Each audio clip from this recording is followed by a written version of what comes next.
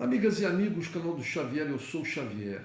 Gente, em primeiro lugar, deem um like, compartilhem esse vídeo, se inscrevam no canal, façam comentários e acione o sininho para receber todas as notificações. Isso é muito importante para a gente continuar fazendo esse trabalho. Que vocês deem um like. É uma coisa rapidinha, só chegar ali, um likezinho. Se quiserem fazer um comentário, pelo menos algumas palavras, é importante. Quanto mais extenso o comentário, melhor. Eu estou falando aqui de uma coisa ideal para mim, mas para o meu canal, obviamente. Mas se vocês puderem fazer qualquer tipo de comentário, é interessante. Compartilhar com uma pessoa. Se vocês gostaram do vídeo, enviem isso para alguma pessoa amiga que vocês queiram trazer esse tipo de conteúdo que a gente oferece aqui.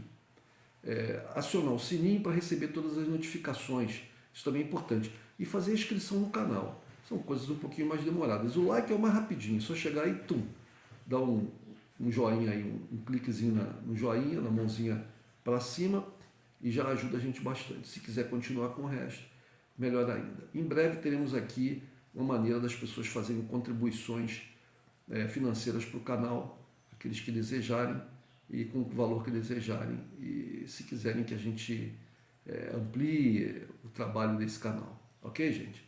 Muito obrigado antecipadamente. Bom, vamos lá. Gente, parece que eu, pelo menos, vislumbro e retiro essa informação da mídia em geral, então, portanto, outras pessoas na mídia em geral têm uma visão parecida. Eu não sei se no mesmo conjunto que eu, no mesmo juntando todas as informações, tendo uma opinião a respeito de algo que eu consigo vislumbrar, que é uma permanência ou um repique, melhor dizendo, da inflação no mundo e, nomeadamente, especificamente aqui no Brasil.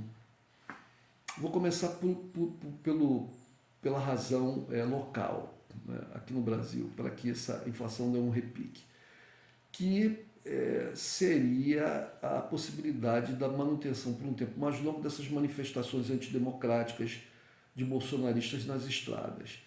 Ora, se as estradas continuam interrompidas, o número é grande de interrupções, algumas já pararam, mas ainda continua um número considerável.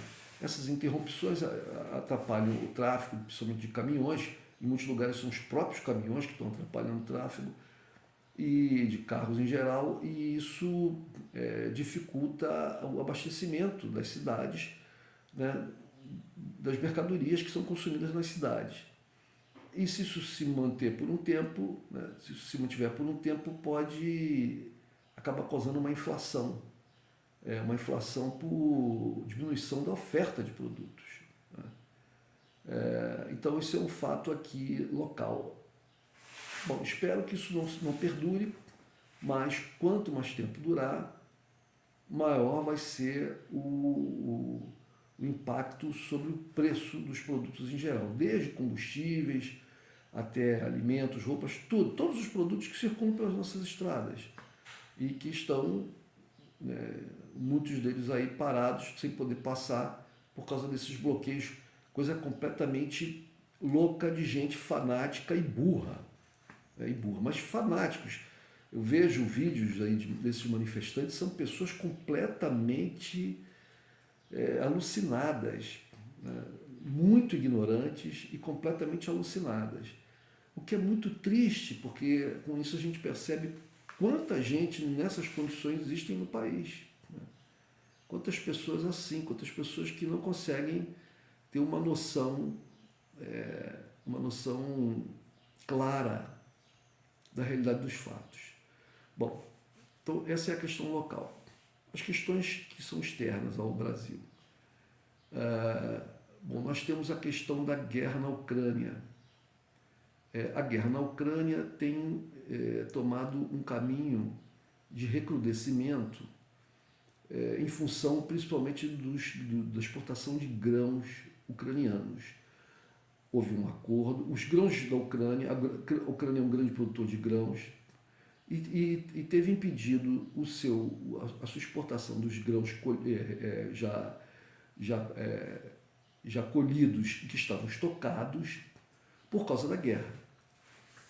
Pois bem, a Rússia tomou toda a parte sul da Ucrânia, menos a cidade de Odessa. No entanto, permaneceu com navios na entrada do porto de Odessa, impedindo que fosse feito qualquer tipo de comércio por esse porto.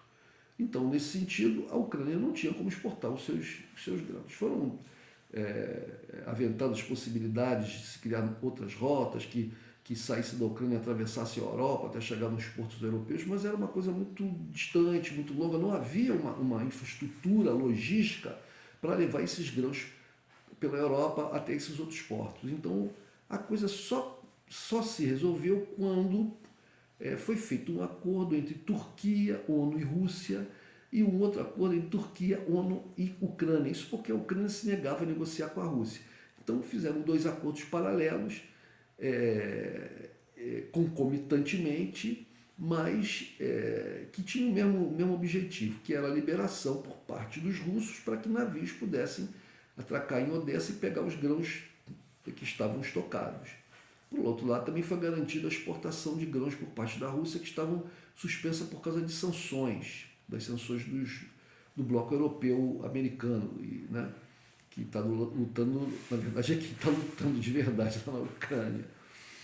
Pois bem, esse acordo foi feito e foi levado a cabo. Então, os russos liberaram o porto de Odessa, os grãos ucranianos foram exportados e a Rússia também teve lá suas vantagens. Acontece que essa liberação ali da região do mar, do litoral ucraniano,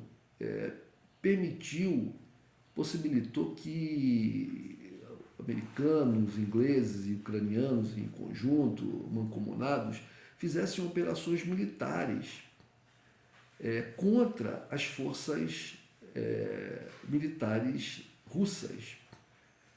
E isso desagradou muitos russos, e os russos anunciaram que romperam o acordo. Romperam o acordo e avisaram que a manutenção das exportações dos grãos pela Ucrânia sem a participação no acordo da Rússia não será possível. Então, possivelmente, as exportações ucranianas vão ser suspensas, se não por deliberação própria dos ucranianos, por intervenção dos russos. Isso fará com que, novamente, os preços dos grãos e seus derivados, óleos, etc., disparem no mercado internacional e atingirão aqui o Brasil, que já pode vir a ter um problema inflacionário por causa das ações antidemocráticas dos bolsonaristas ensandecidos nas estradas. Aí vem mais essa questão lá da guerra da Ucrânia, né? Agora, a terceira questão específica, de um produto específico, mas que pode ter repercussões em outros produtos, é a questão do milho. Nomeadamente, isso é uma questão que envolve o Brasil e o exterior. A China vai passar a importar milho do Brasil a partir de meados de dezembro. A China é um grande consumidor de milho. Os 2 maiores produtores de milho no mundo são, os 2 maiores não, os Estados Unidos é o maior produtor de milho do mundo. O Brasil é um grande produtor, está entre os 4 primeiros. E a China, que compra a maior parte do seu milho dos Estados Unidos, quer se desvencilhar dessa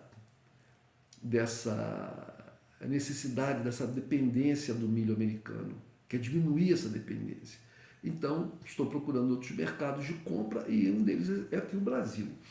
Então, portanto, a partir de dezembro, as tratativas já estão todas aí encaminhadas, e tudo, as empresas brasileiras, os grandes fornecedores já estão apontados.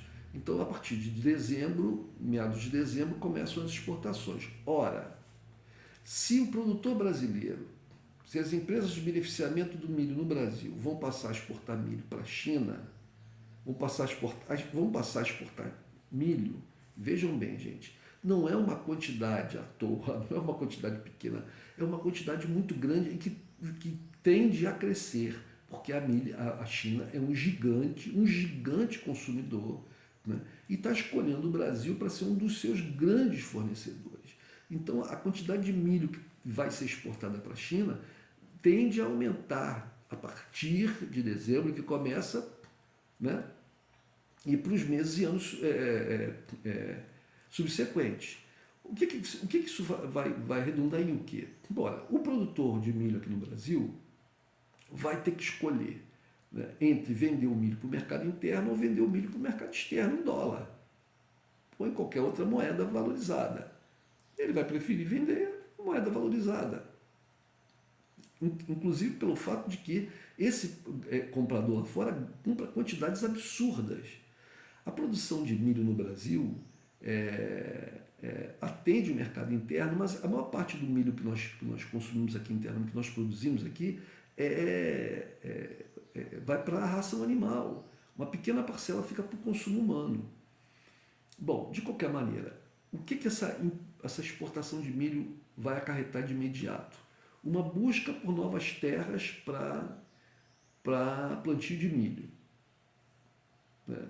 E isso pode gerar desmatamento. Um desvio, como você não vai, como não tem como encontrar essas terras de imediato, né? É possível que se plante milho onde antes se plantavam outras culturas, que vão diminuir a sua oferta. Então, possivelmente, vai afetar o preço de outras culturas aqui no Brasil. Correto? O outro fator é que o milho, como eu acabei de dizer, como eu disse no início, o milho preferencialmente vai ser exportado. Isso vai fazer com que, até que a nossa produção atinja um patamar capaz de tanto satisfazer o mercado chinês como o mercado interno e outros mercados que talvez para onde talvez nós vendamos nosso milho, aí eu desconheço, mas até que se atinja um novo patamar de produção de milho, vai faltar milho em algum lugar. E possivelmente será no mercado interno que vai fazer o milho aqui no Brasil aumentar de preço. E o milho é uma commodity, porque do milho você retira vários produtos, né? Vários derivados, entre eles o próprio óleo de milho. Como nós já temos uma pressão do óleo lá na questão da guerra da Ucrânia, né? O óleo de girassol principalmente, né?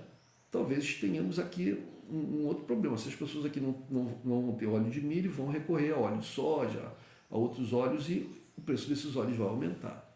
Isso, por exemplo, a questão do açúcar de milho, que é muito utilizado na indústria de processamento de alimentos. Possivelmente vai aumentar de preço, aumenta o preço desses alimentos também. Então nós temos aí pela frente pelo menos 3 questões. Uma que pode ser resolvida mais rapidamente, que é a questão das manifestações. Eu sinceramente não creio que essas manifestações tenham fôlego para ficar aí mais, sei lá, dias e dias, não creio, né? Mas seja lá quantos dias elas demorarem, quanto mais esses dias demorarem, maior o risco sobre as cadeias de abastecimento e, portanto, sobre a inflação.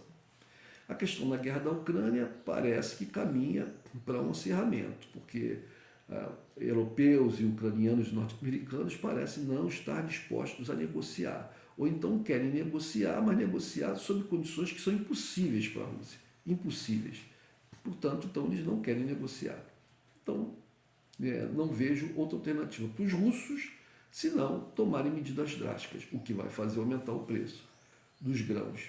E correlatos, né? Correlatos no sentido dos produtos produzidos pelos países envolvidos na guerra, no caso da Rússia, do gás, do petróleo, etc. Então, a guerra continuando aumenta o preço de tudo. E a terceira coisa é essa compra de milho do Brasil por parte da China, que vai fazer aumentar o preço do milho, de produtos derivados do milho e possivelmente até de outras culturas, como eu disse, que vão ser preteridas em função do plantio do milho para atender o mercado chinês. Fora as pressões sobre o desmatamento. E ainda tem a outra questão, que é o milho no Brasil também serve para ração animal. Portanto, se faltar milho para ração animal, a carne dos animais, ou melhor, se o milho aumentar para a ração animal, a carne dos animais também fica mais cara para os consumidores. Vocês vejam como está tudo interligado. Então, gente, eu acredito que existe um grande risco de uma inflação aumentada, pelo menos no Brasil, para o final desse ano. Ainda tem a questão do final do ano, né, gente? Que é o Natal, as pessoas aqui no Brasil gastam mais, mesmo quem não tem dinheiro se endivida, o que faz os preços, que cria uma pressão sobre os preços e faz eles aumentarem. Então eu acredito que a inflação vai aumentar no Brasil, depois de ter dado uma estabilizada, né, nesse último mês, ela vai aumentar no Brasil e pelo menos até o outro governo, o governo do Lula, chegar e conseguir, né, o domínio das coisas e tal, e tomar medidas que possam reverter isso, que ela vai perdurar essa inflação por alguns meses ainda no ano de 2023.